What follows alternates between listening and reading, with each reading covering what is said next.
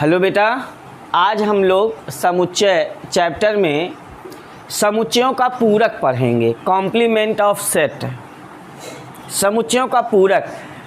आप लोग समुच्चयों का अंतर, समुच्चयों का कैसे निकालते हैं, समुच्चयों का उभयनिष्ठ, यूनियन, इंटरसेक्शन, ये सब पढ़ चुके हो, है ना। घात समुच्चय क्या होता है, उप समुच्चय क्या होता है, सारी बातें आप लोग कंफर्म कर लियो। अब आज हमको नई चीज़ पढ़नी है, समुच्चयों का पूरक क्या होता है, कॉम्प्लीमेंट ऑफ सेट क्या होता है।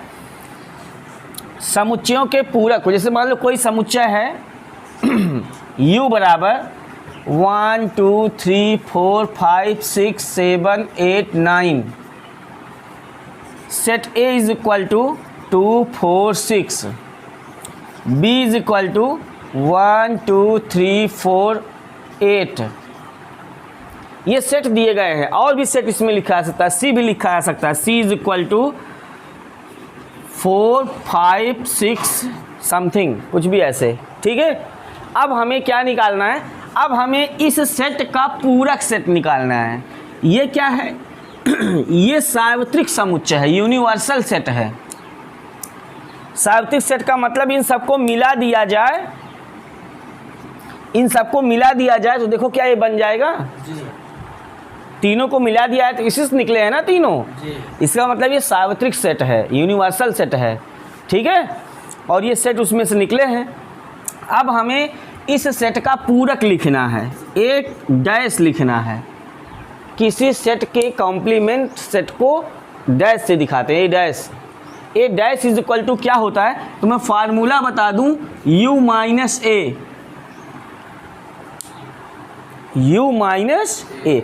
u के वे एलिमेंट जो a में ना हो, तो कौन कौन से इसके एलिमेंट जो इसमें नहीं हैं, 1 3 5 7 8 9, ये हो गया ए डैश, ये आंसर हो गया। ये किसी सेट का कॉम्प्लीमेंट सेट हो गया, पूरक समुच्चय हो गया, मतलब जो ए में ना हो। हाँ, u के वे एलिमेंट जो सेट ए में ना हो वो ए डैश कहलाते हैं, या समुच्चय ए का पूरक सेट कहलाता है, ठीक है। ऐसे बी डैश निकालना हो तब u माइनस बी कर देंगे, तो u के वे एलिमेंट जो b में ना हो 5 6 7 9, बस ये b डैश हो जाएगा, ठीक। ऐसे c डैश निकाल लोगे तो c डैश कितना होगा, u के वे एलिमेंट जो c में ना हो 1 2 3 7 8, है ना, क्लियर। ये है पूरक सेट। समझ पाए पूरक समुच्चय कैसे निकाला जाएगा।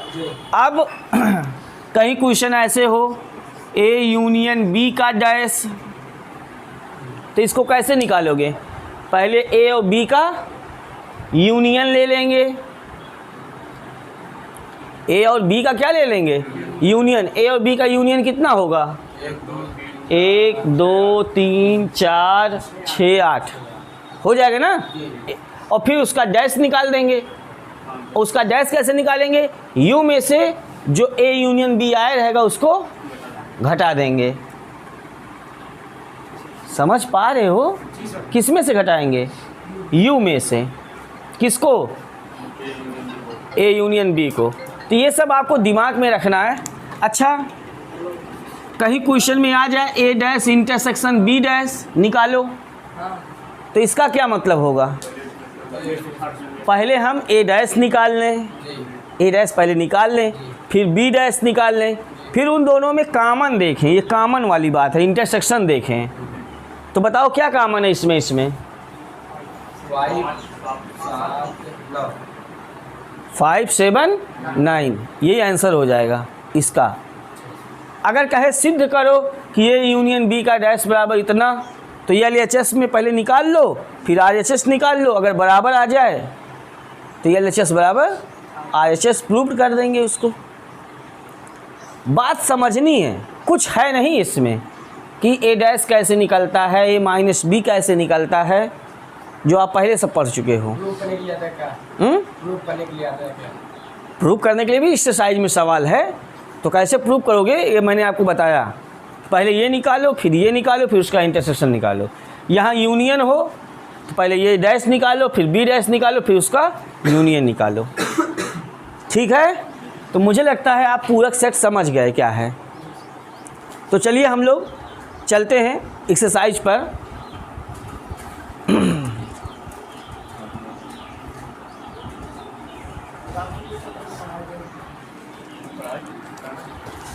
चलिए एक्सरसाइज 1.5 देखिए सभी लोग। एक्सरसाइज 1.5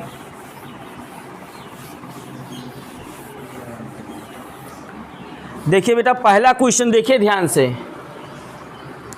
u बराबर कितना है? 1 2 3 4 5 6 7 8 9 और a is equal to 1 2 3 4, b is equal to 2 4 6 8, c is equal to 3 4 5 6। आपको पहला पॉइंट क्या निकालना है? तो क्या डायरेक्ट ए डैश का मान लिख लोगे? लिख दूं मैं? ए डैश का मान कितना होगा समझ पाओगे? यू के वे एलिमेंट जो ए में ना हो, ये मतलब होता है। कौन कौन से एलिमेंट इसमें नहीं है ए में? 5 6 7 8, ये आंसर हो गया, ए डैश का मान हो गया। बी डैश, कौन से एलिमेंट इसके ऐसे हैं जो इसमें नहीं है? 1 3 5 7 9। फिर उसके बाद तीसरा पॉइंट, ए यूनियन सी का डैश निकालना है।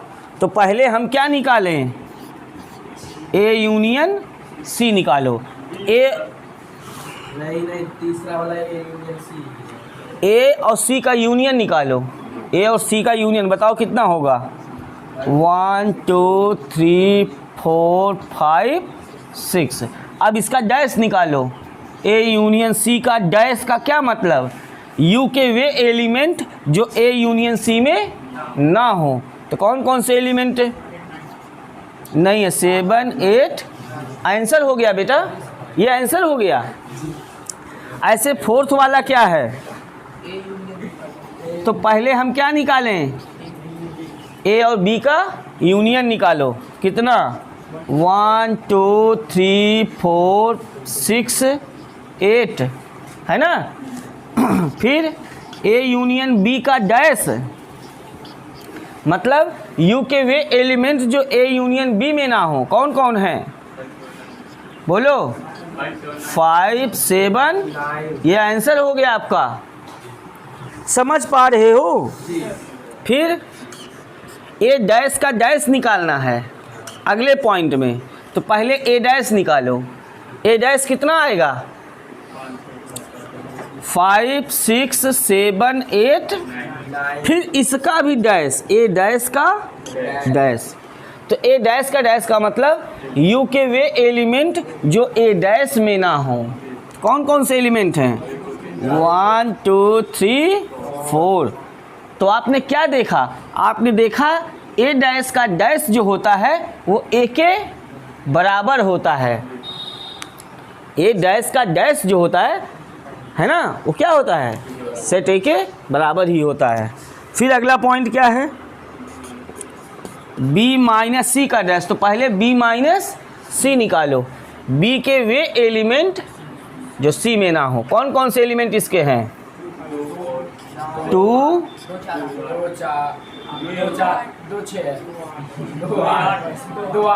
2 और 8 इसके एलिमेंट। इसके कौन कौन से एलिमेंट जो इसमें नहीं है?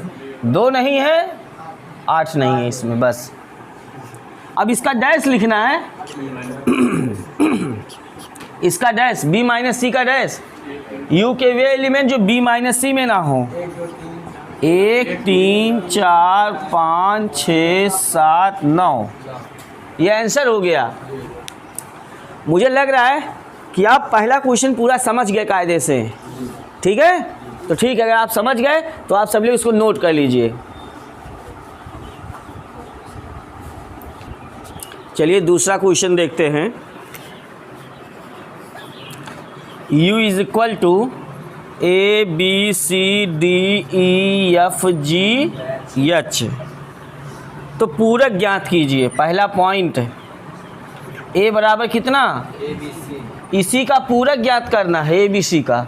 तो बताओ A डैश, A का पूरक क्या कहलाएगा, A डैश बराबर, -A, तब U का मतलब अगर हम मान लो बढ़िया से लिखना चाहें तो पूरा लिखना पड़ेगा।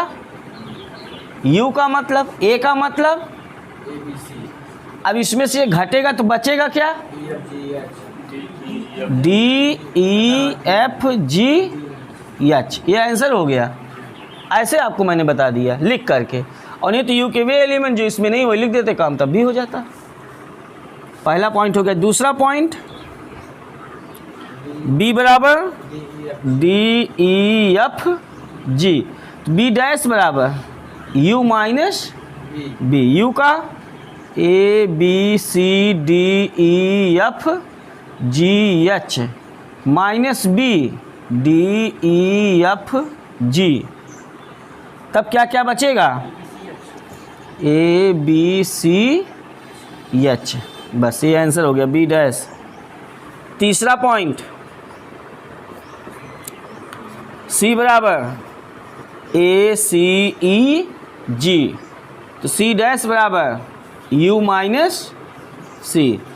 A B C D E F G H minus C A C E G, तो कौन आएगा, B D F H आया। चौथा पॉइंट, D बराबर F G H A, तो D डैश बराबर U माइनस D। तो U का मतलब A B C D E F G H minus D F G H A, तो क्या बचेगा, B C D E, ये आपका D का पूरक हो जाएगा। समझ पाए? तो बड़ी आसानी से आप ऐसे क्वेश्चंस जो है लगा सकते हैं, नोट कर लीजिए। चलिए देखते हैं प्रश्न नंबर 3 क्या है। प्राकृतिक संख्याओं के समुच्चय को सार्वत्रिक समुच्चय मानते हुए, तो सार्वत्रिक समुच्चय U बराबर प्राकृतिक संख्या 1 2 3 4 5 6 7 8 9 dot dot dot dot dot कहाँ तक, अनंत तक। ये पता नहीं है कहाँ तक होंगे, ठीक है। ये नेचुरल नंबर्स हो गई, प्राकृतिक संख्याओं का सेट हो गया। पहला पॉइंट क्या है, मान लो उसको A बराबर, मान लो A बराबर पहले सेट को क्या है, x सच दैट x एक प्राकृत सम संख्या। तो प्राकृत सम संख्या का मतलब समझते हो, 2 4 6 8 10 डॉट डॉट डॉट, ये भी चलेगा ऐसे। तो हमें इसका पूरक ज्ञात करना है, इसका पूरक। तो A का पूरक A डैश बराबर, तो इसमें से इसको घटा दो, क्या क्या बचेगा, है ना। इसका मतलब x सच दैट x विषम संख्याओं का समुच्चय, हमें विषम संख्याओं का समुच्चय प्राप्त होगा। ठीक, ऐसे छोड़ दो, क्या दिक्कत है। दूसरे पॉइंट में B मान लो, x सच दैट x एक प्राकृत विषम संख्या। तब विषम संख्या क्या लिखोगे, 1 3 5 7 9 डॉट डॉट डॉट। तो B डैश क्या होगा, U माइनस आएगा कितना, अरे U माइनस B। तो इसमें से इसको घटाओगे जब, 2 4 6 8 10 डॉट डॉट डॉट अनंत तक, हो गया B का डैश, दूसरे वाले का पूरक। तीसरे वाले का पूरक C बराबर मान लो x सच दैट x संख्या तीन का एक धन तीन का एक धन गुणज गुणज है, ऋण वाला नहीं, धन गुणज है। तो इसका मतलब क्या, 3 का गुणज का मतलब 3 का पहाड़ा, 3 6 9 12 15 17 17 नहीं 18 21 डॉट डॉट डॉट, है ना, ऐसे बहुत सारा। तो अब बताओ सी का डैश कितना होगा, u माइनस सी। तो u माइनस सी, u में से c घटाओ, 1 2 4 5 7 8, है ना, 10 डॉट डॉट डॉट, ऐसे लिख दो, काम खत्म, सी डैश हो गया। ठीक है, हाँ, इसे निर्माण विधि में कैसे लिखोगे, 1 2 4 5 इसे नहीं लिख पाओगे, सब मिश्रित है ना, ये मिश्रित है ना ये। तो अब बताइए अगला पॉइंट, d बराबर यक्स सच दैट यक्स एक अभाज्य संख्या, अभाज्य संख्या, तब d डैश बराबर, अभाज्य संख्या कौन कौन होती है पहले बताओ, 2 3 5 7 11 13 डॉट डॉट डॉट, है ना। अब d का डैश u माइनस डी, तो क्या बचेगा, 1 4 6 8 9 10 12 14 डॉट डॉट डॉट अनंत तक हो जाएगा ये d का डैश। फिर क्या है, 5वां पॉइंट, e मान लो, यक्स ऐसा है कि यक्स 3 और 5 से विभाजित होने वाली एक संख्या है, एक संख्या है। तो बताओ 3 से विभाजित हो और 5 से विभाजित हो, 30 45 60 है ना, 15 30 45 60 डॉट डॉट डॉट, है ना। तो ई का डैश लिख डालो ऐसे, 1 2 3 4 5 डॉट डॉट डॉट। क्या करोगे अब, कितना लिखोगे, अब उसमें कितना दिखाओगे, या उसका उत्तर लिखोगे, यक्स सच, मतलब उसमें लिखना होगा, अगर समुच्चय निर्माण विधि में तो लिखोगे यक्स सच दैट यक्स 3 और 5 से विभाजित नहीं होने वाली प्राकृतिक संख्याएं बचेंगी। अगर ये 3 और 5 से विभाजित होने वाली संख्याएं हैं और इसमें सब है, यू में सारी प्राकृतिक संख्याएं हैं, तो ई डैश में क्या बचेंगी, 3 और 5 से नहीं विभाजित होने वाली संख्याएं बचेंगी, बस वही लिख देंगे। इसमें क्या लिख सकते हैं, यक्स सच दैट यक्स अभाज्य संख्या ना हो, हाँ सभी भाज्य संख्याएं लिख सकते हैं। मतलब अगर ऐसे लिखना हो तो इसमें लिख सकते हो सभी भाज्य संख्याएं, और इसमें 3 और 5 विभाजित ना होने वाली संख्याएं अगर लिखना है समुच्चय निर्माण में तो। फिर 6वां क्या है, यफ बराबर मान लो, यक्स ऐसा है कि यक्स एक पूर्ण वर्ग संख्या, एक पूर्ण वर्ग संख्या। तो पूर्ण वर्ग संख्या जानते हो, 1 4 9 16 25 डॉट डॉट डॉट। बचेगा क्या, एफ डैश में क्या बचेगा, 2 3 5 7 डॉट डॉट डॉट, 6 भी रहेगा, 6 भी रहेगा, ये भी पूर्ण वर्ग नहीं है, तो ये सब हो जाएगा। ऐसे 7वें पॉइंट में एक पूर्ण घन संख्या, यफ हो गया, जी मान लो इसको, यक्स सच दैट यक्स एक पूर्ण घन संख्या। तो पूर्ण घन संख्या जानते हो, 1 8 27 64 125 डॉट डॉट डॉट पूर्ण घन संख्या ही है। तो जी का डैश कितना हो जाएगा? u माइनस जी। क्या क्या बचेगा? 2 3 4 5 6 7 9 है ना, डॉट डॉट डॉट हो गया। फिर 7वां हो गया ये। 8वां इसका जी हो गया h बराबर मान लो x such that x plus 5 बराबर 8। तो बताओ यहाँ से x बराबर कितना निकलेगा?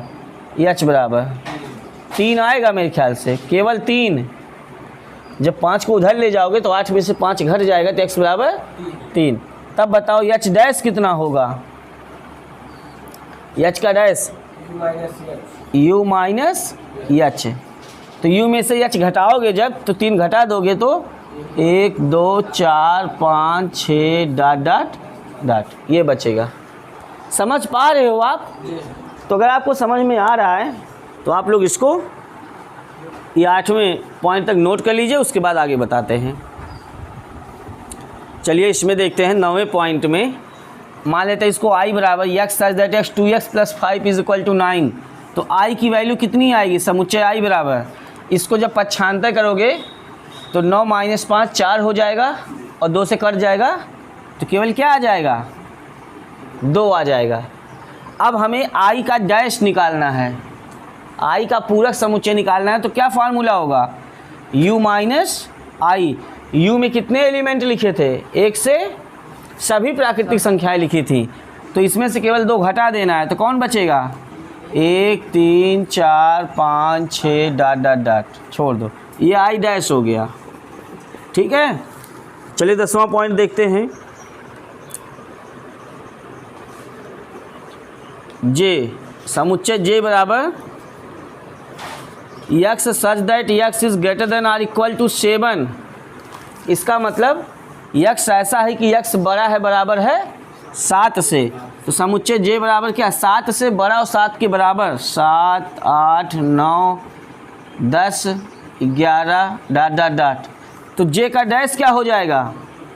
u minus j। सभी प्राकृतिक संख्याओं में से इतना घटा दिया जाए तो क्या बचेगा? 1 2 3 4 5 6। इसका लिमिट आ गया, इतना है। एक पॉइंट और है 11वां, इसको भी देख लो।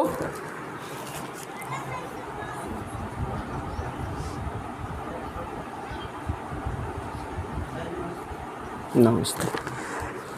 चलिए 11वां पॉइंट देख लेते हैं कि समुच्चय k बराबर x such that x belongs to natural number और 2x प्लस 1 बड़ा है किससे? 10 से। तो बताओ कौन कौन आएगा इसमें?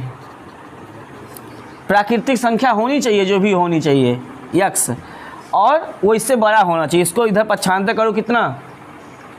9। 10 में से 1 गए 9 बटे 2 4.5। तो 4.5 से बड़ा होना चाहिए x का मान। तो माने प्राकृतिक संख्या कौन होगी? 5 6 7 8 9 10 है ना। तब कितना हो जाएगा? k डैश बराबर u माइनस k बराबर 1 2 3 और 4। वही प्राकृतिक संख्या बच जाएगी आगे वाली, बाकी सब घट जाएगी। तो ये हो गया पूरकों, समुच्चयों का पूरक क्या होता है, कॉम्प्लीमेंट सेट क्या होता है। तो यहाँ तक आप लोग लगाइए, आगे और नेक्स्ट डे बताएंगे। मुझे लगता है आपको वीडियो पसंद आ रहा होगा।